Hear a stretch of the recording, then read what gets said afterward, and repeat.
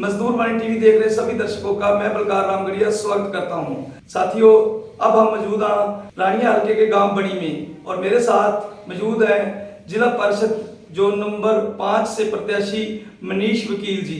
तो आओ इनसे बातचीत करते हैं कि किन किन मुद्दों को लेकर चुनाव मैदान में उतरे और आगे की रणनीति क्या है। हाँ जी सर, नमस्कार। नमस्कार सर जी, एक जब हम गांव में जा रहे हैं तो लोगों में एक संशय बना हुआ है। लोग पूछते हैं हमसे कि जो वास्तव में वकील है, वकालत करते हैं या इनका नाम वकील है, बताइए कृपया, स्पष्ट करें इस बात को। सबसे पहले तो मैं मजदूर वाणी चैनल पर इंटरव्यू दे रहा हूँ, तो मैं मजदूर वाणी देख रहे सभी दर्शकों को आपका धन्यवाद करता हूँ, नमस्कार करता हूँ। आपका जो सवाल है कि आपका नाम वकील है या आप वकालत करते हैं, मेरे पिताजी भी वकील, मेरा छोटा ब्रदर है विकास, वो भी वकील है और मैंने अपनी LLB चौधरी देवीलाल यूनिवर्सिटी से की है। अपनी कानून की पढ़ाई मैंने 3 साल 2008 से लेकर 2011 के बीच चौधरी देवीलाल विश्वविद्यालय में मैं पढ़ता रहा हूँ। उसके बाद 2011 में मेरा कोर्ट पे एनरोलमेंट हुआ, सेशन कोर्ट सिरसा, और अब पिछले 10 साल से मैं वहाँ पे 258 नंबर मैंने अपना ऑफिस ले रखा है, न्यू चैम्बर। और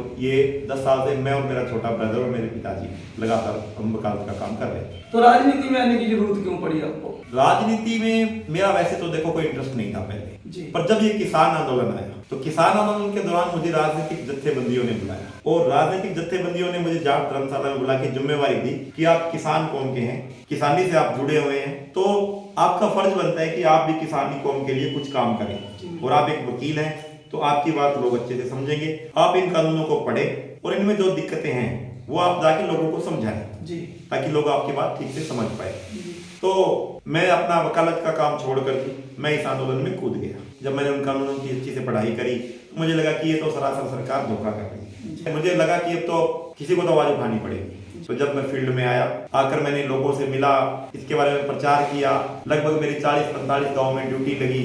मैंने ये जो काले कानून बने इनकी प्रतियां जलवाई, इनके विरोध में सरकार के जो नामी लोग हैं उनके पुतले जलाए, इनकी खिलाफत करी और लोग भी साथ जुड़े क्योंकि एक जन भावना थी जी।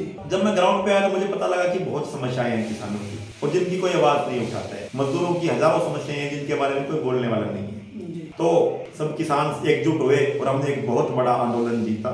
1947 की आजादी के बाद एक इतना बड़ा आंदोलन जो 100 साल में कभी नहीं हुआ पहले। तो ऐसी लड़ाई लड़ने के बाद जब लोगों से प्यार प्रेम जुड़ गया और लोगों की आवाज उठाने में मुझे भी अच्छा लगने लग गया, तो मुझे लगा कि अब किसी न किसी को राजनीति में आना पड़ेगा जो मजदूरों की आवाज उठाए, जो किसानों की आवाज उठाए और जो गंभीर मुद्दे उठाए, ना कि सिर्फ वोट मांगने आए और घर जाकर सो जाए। तो जब मुझे जन समस्याओं का पता लगा, किसानों मजदूरों की समस्याओं का पता लगा, तो फिर मुझे राजनीति में कूदना ही पड़ा। जी। चुनाव मैदान में कौन कौन से मुद्दे मौके पर लेकर उतरे हो आप? ये आपका बहुत गंभीर और बढ़िया प्रश्न है। मजदूरों तक, किसानों तक जाना चाहिए। इसका जवाब मेरे मुख्यतः मुद्दे रहेंगे। एक तो मजदूरों की आवाज, पंजीकृत और अपंजीकृत मजदूरों की आवाज कोई नहीं उठा रहा है। पंजीकृत मजदूर वो हैं जो कोई सरकार ने जिनका पंजीकरण कर रखा है, चाहे मिस्त्री है, चाहे ठेकेदार है, कोई कारीगर है या कोई अन्य जिनको सुविधाएं सरकार देना चाहती थी। और अपंजीकृत मजदूर वो हैं जिनका सरकार के पास कोई डाटा उपलब्ध नहीं है, जिनका कोई लेखा जोखा नहीं है। सरकार इन दोनों लोगों का शोषण कर रही है। इस पे मैंने गंभीर तौर पे अध्ययन किया है।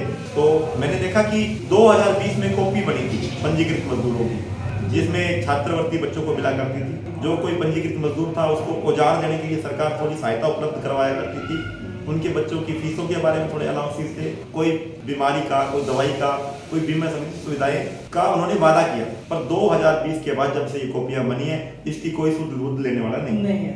तो इसका मतलब ये कि पंजीकृत मजदूरों का शोषण हो रहा है, उन पे अत्याचार हो रहा है। सरकार की जो व्यवस्था है पंजीकरण कराने की, वो इतनी जटिल है कि आम आदमी के बस की बात नहीं है। गरीब लोग अपनी मजदूरी करें या दफ्तरों के चक्कर काटें। तो इस मुद्दे पर भी मैं गंभीर हूँ। मैं पार्षद की चुनाव हो जाने के बाद इस लड़ाई को मैं हरियाणा लेवल पर लड़ूंगा। ऐसी व्यवस्था के लिए लड़ाई लड़ूंगा कि जब आपने पंजीकरण करना है तो एक मात्र आधार कार्ड पर आप उसका पंजीकरण करें, सरपंच की मोहर लगवाएं और गांव के चौगान में आके मजदूर का पंजीकरण होना चाहिए, ना कि मजदूर अपना काम छोड़ के रानिया के, सिरसा के या अन्य जगह के चक्कर काटता फिरे। बीमे मुआवजे की लड़ाई अब हमारे किसानों की, मजदूरों की सरकार के साथ रहनी है। तो मैं चाहूंगा कि सरकार बीमे के प्रति अपनी जो अनियमितताएं हैं वो स्पष्ट करे।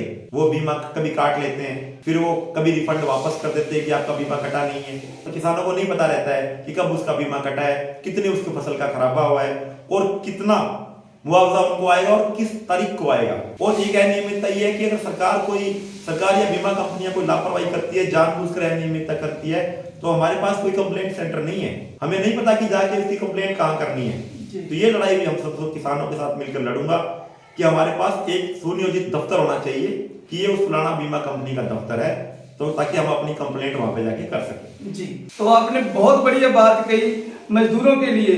तो मजदूर वाणी टीवी भी मजदूरों के ही मुद्दे उठाता है, मजदूरों के लिए काम करता है। आपने कापियों की बात करी, 2014 से हम मजदूरों की आवाज उठा रहे हैं। उनका जो शोषण की आपने बात करी, उसके खिलाफ हमने धरने प्रदर्शन किए, हमने भी संघर्ष किया है। तो मजदूर वाणी टीवी भी जोन नंबर 5 के वोटरों को और मजदूर भाइयों को, किसान भाइयों को अपील करता है कि ऐसे सच्चे और सच्चे ईमानदार व्यक्ति को जिताएं जो वास्तव में दिल से मजदूरों और किसानों के लिए कुछ करना चाहता है। हमारी भी दिल से मनीष जी को सपोर्ट है, ज्यादा से ज्यादा वोटों से इनको जिताएं। हाँ जी सर, अंत में आप जो हमारे दर्शक हैं मजदूर वाणी के और आपके जो वोटर हैं, उनको क्या अपील करना चाहते हो?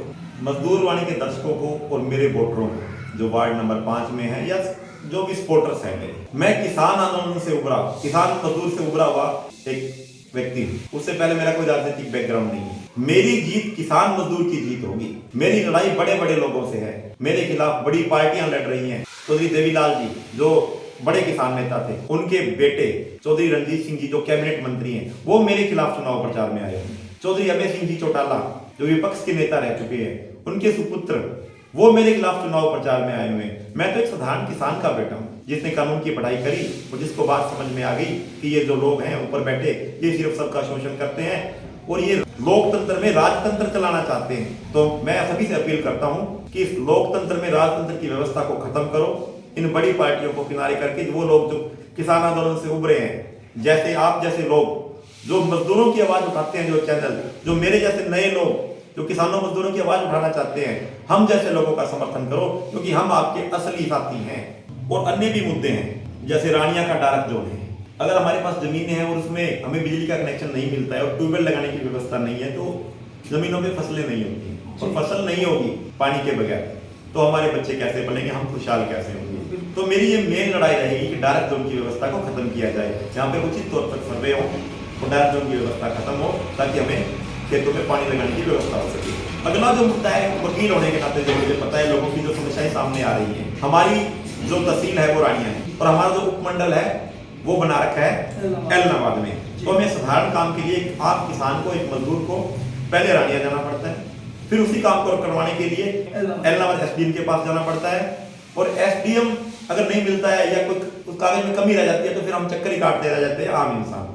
तो मैं ये लड़ाई जोरदार तरीके से उठाऊंगा। पहले भी मैंने इसके खिलाफ धरना दिया है कि जब हमारा तहसील, जब हमारा थाना रानिया है, जब हमारा सिविल हॉस्पिटल रानिया है, तो हमें सब डिवीजन का जो अधिकारी है, जो एसडीएम है, वो भी रानिया में बिठाया जाए। ये लड़ाई मैं लड़ता रहूंगा और जब तक लड़ूंगा जब तक कि इसका हमारा निदान नहीं हो जाता है। और एक जो मेन लड़ाई रहती है शिक्षा की, स्वास्थ्य की, विकास की, तो स्कूल में मैं लगातार विजिट करूंगा। वहां पे अध्यापक, वहां पे जो स्टाफ है, जो व्यवस्था है, वो उसकी मैं देखरेख करता रहूंगा कि ये समुचित तौर पे सुचारू रूप से चले।